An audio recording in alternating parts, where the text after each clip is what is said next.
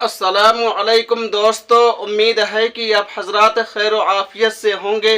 अल्लाह रब्बुल इज़्ज़त आप लोगों को इसी तरह खुशहाल रखे, आमीन।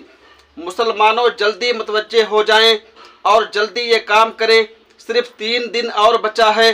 दिलहिज्जा का चांद निकलने तक आपके पास वक्त और टाइम है। कहीं ऐसा ना हो कि आप ये काम करने से रह जाएं, बाद में आप पछताएं और उलमा से मालूम करते फिरें। इसलिए इस वीडियो को मुकम्मल देखें और ज़्यादा से ज़्यादा इस वीडियो को शेयर भी करें ताकि ज़्यादा से ज़्यादा मुसलमानों तक ये वीडियो पहुंच जाए।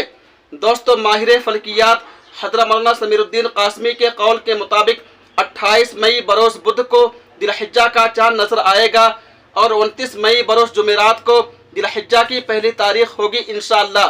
और हदीस में है कि जो शख्स कुर्बानी का इरादा रखता है वह अपने नाखून और बाल कुर्बानी करने तक ना काटे।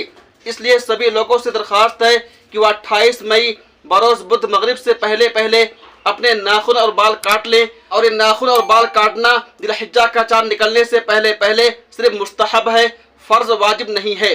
दोस्तों, इस वीडियो को ज़्यादा से ज़्यादा शेयर करें और अगर चैनल पर पहली मरतबा आए हुए हैं तो हमारे चैनल फतावा देवबंद 786 को जरूर सब्सक्राइब कर लें। तब तक आप हमें इजाज़त दें। अल्लाह हाफिज़, अपना ख्याल रखिएगा।